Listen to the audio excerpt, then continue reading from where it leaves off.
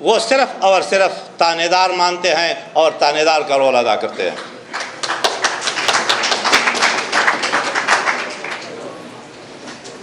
ساتھ میں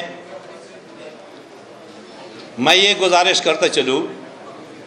کہ ہم پورے پاکستان کے وکلاء برادری کا جو ایک مطالبہ تھا کہ الجہاد ٹرسٹ کے فیصلے پہ عمل درآمد کیا جائے اور سپریم کورٹ کے لیے سینیارٹی کی بنیاد پہ ایلیویشن ہونی چاہیے، جو کہ ہماری سپریم کورٹ اس کے لیے کبھی تیار نہ تھی نہ رہی۔ آج جو رزلٹ ہمارے سامنے آئے، سپریم کورٹ میں جو 6 جونیئر لوگ آئے ہیں وہ صرف اور صرف احمد فاروق کی طرح انگوٹھا چھاپ ہے۔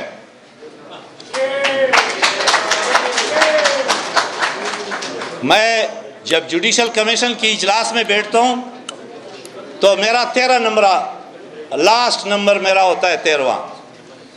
اس سے آگے 12 لوگوں کی ایک اکثریتی رائے آ چکی ہوتی ہے۔ تو میں نے لاسٹ 13 تاریخ کو بھی جوڈیشل کمیشن کی میٹنگ میں کہا کہ میں تو صرف انگوٹھا چھاپ ہوں، میں مخالفت بھی کروں تو اکثریت کا فیصلہ پہلے سے آ جاتا ہے۔ تو آج یہ ثابت ہوا کہ ہم وکلاء کا جو مطالبہ تھا، جو ڈیمانڈ تھا، جو ڈیمانڈ ہے، اور میں موجودہ حکومت کا بھی مذمت کرتا ہوں کہ انہوں نے ہمارے وکلاء کا فیصلہ نہیں مانا، انہوں نے دباؤ میں آ کے چیف جسٹس آف پاکستان نے جو دباؤ ان کے اوپر لایا، جو کچھ کہا، اس کے بدلے میں انہوں نے 2 جونیئر ججز کو ووٹ دیا۔ آج ان 2 جونیئر ججز کے ووٹ کی وجہ سے، وہ 2 جونیئر کی ایلیویشن کی وجہ سے یہ ساری صورتحال ہمارے سامنے آئے، جو ہم پورے وکلاء برادری اس وقت اضطراب میں ہیں۔ اب سپریم کورٹ کی بھی کچھ عجیب منطق ہے۔ جب اسے ضرورت پڑ جاتی ہے تو چیف جسٹس آف پاکستان کہتا ہے کہ آئین نے سپریم کورٹ کے دروازے کو کھٹکھٹایا ہے، اور جب ایکچوئل آئین کو ضرورت ہوتی ہے تو تب وہ کبھی ڈکٹیٹر کو 3 سال ایکسٹینشن دیتا ہے، تبھی سپریم کورٹ اسے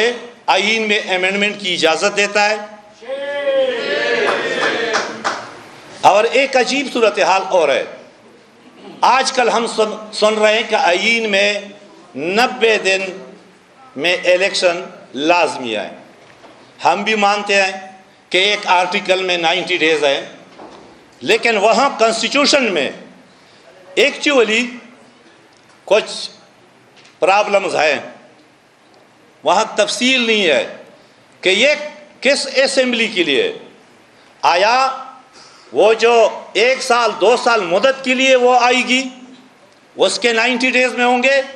یا 5 سال کے لیے؟ کیونکہ اگر 5 سال کو ہم تصور کریں تو اس کے ساتھ دیگر آرٹیکلز متصادم ہو رہے ہیں، تو ایک آرٹیکل کو اکیلے میں نہیں لینا چاہیے۔ اور ساتھ میں ایک پنجاب اسمبلی کے لیے تو 90 ڈیز ہیں، لیکن خیبر پختونخوا اسمبلی کے لیے 90 ڈیز آئین میں نہیں ہے۔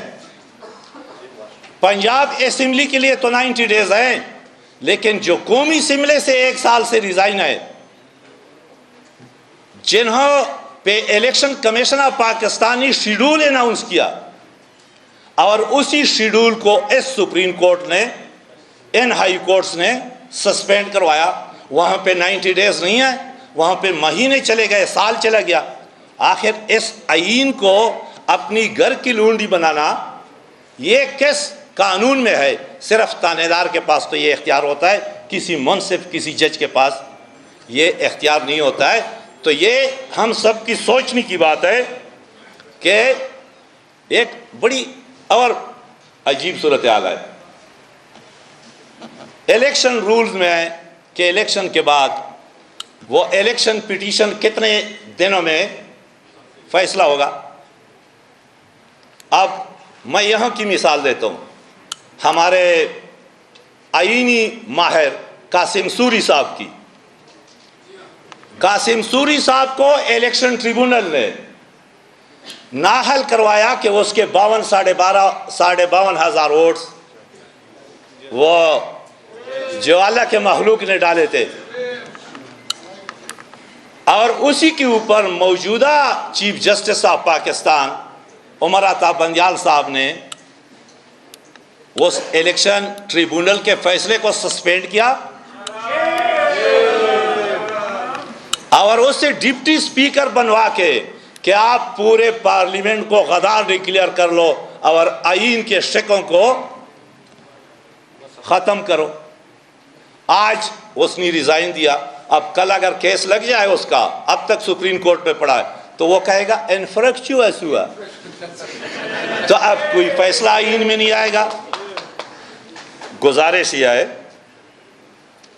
کہ آج اس کنونشن کے توسط سے میں موجودہ حکومت سے بھی مطالبہ کرتا ہوں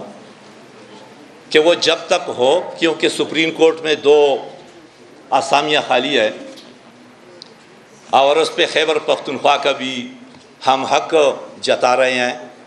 اگرچہ میں یہ مانتا ہوں کہ کنسٹیٹیوشن میں کچھ بھی نہیں ہے، کسی پروونس کی اسپیسیفک سیٹس نہیں ہے،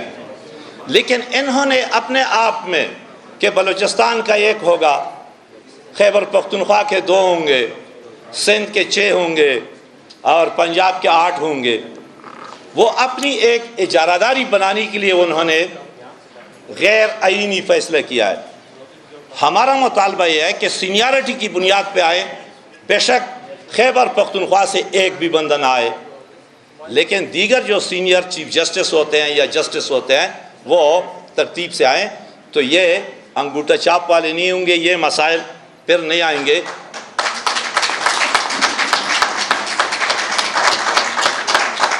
کہ حکومت آئندہ کے لیے ان وکلاء کے بڑوں کے مشورے کے بغیر جوڈیشل کمیشن آف پاکستان میں کوئی بھی ووٹ کاسٹ نہ کرے.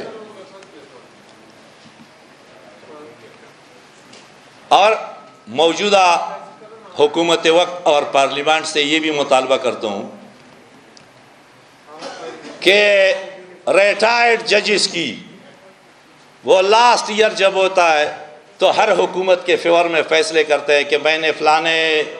ٹریبونل کا چیئرمین بننا ہے، میں نے الیکشن کمشنر بننا ہے، میں نے چیف الیکشن کمشنر بننا ہے. کہ ججز کی ریٹائرمنٹ کے بعد، کیونکہ اسے 8-10 لاکھ پینشن مل رہی ہے، آخر بے روزگاری اتنے لاکھوں کروڑوں ہیں کہ ہم 8 لاکھ پینشن بھی دیں اور 12 لاکھ تنخواہ بھی دیں تو یہ بقایا بے روزگار کیا کری کے کہ ان کی دوبارہ تقرری پہ پابندی لگائی جائے، قانون منظور کیا جائے پارلیمنٹ سے.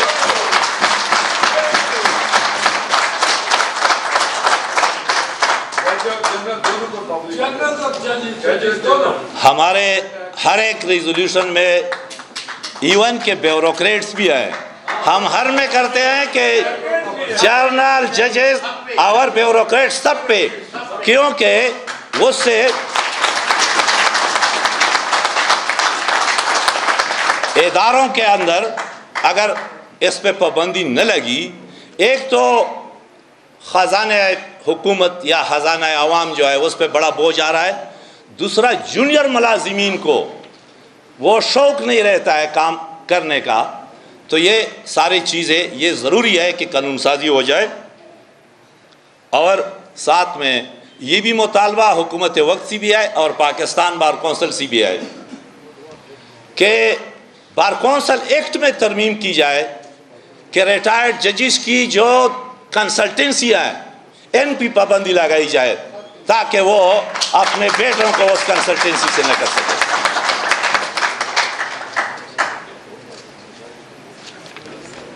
اگرچہ حکومت وقت یا پارلیمنٹ کے پاس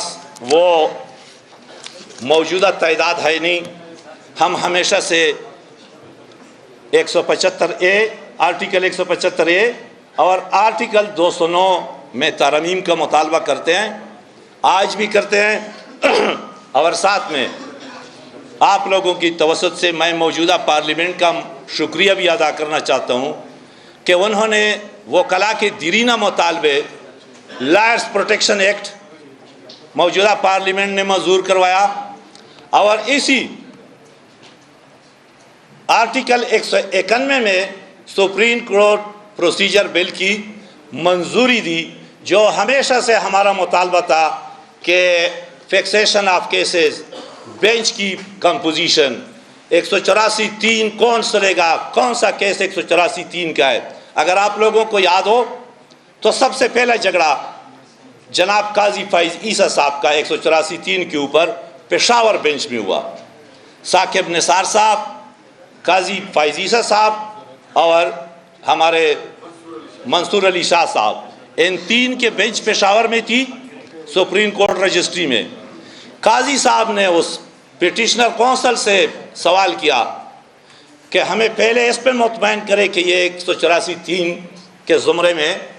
آ بھی رہا ہے یا ہم ویسے۔ جیسی قاضی صاحب نے یہ آبزرویشن دی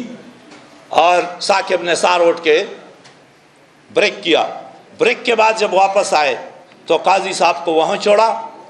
اور بقایا دو بیٹھ گئے۔ اب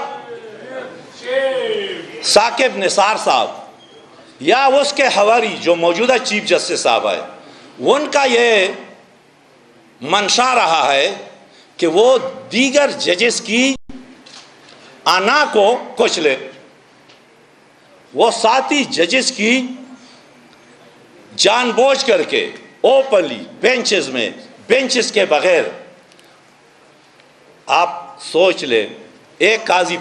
تو نہیں ہے، جمال مندوخیل صاحب کے ساتھ آج کیا ہو رہا ہے، یحییٰ افریدی کے ساتھ کیا ہو رہا ہے، اطہر من اللہ کے ساتھ کیا ہو رہا ہے۔ ایک انا کے خول میں اپنے آپ کو 3 تانے داروں نے بیٹھایا ہے اور وہ جان بوجھ کر کے بقایا ججز کی وہ بے توقیری کرتے ہیں۔ تو اس بے توقیری کے خلاف ان وکلاء نے آج سے یہ آواز بلند کرنا ہے، یہ آواز اٹھانا ہے۔ تو میں ایک بڑوں سے مشورہ نہیں کیا ہے، بہرحال ان کی جو بھی مرضی ہو، میری ایک تجویز بھی ہے کہ اگر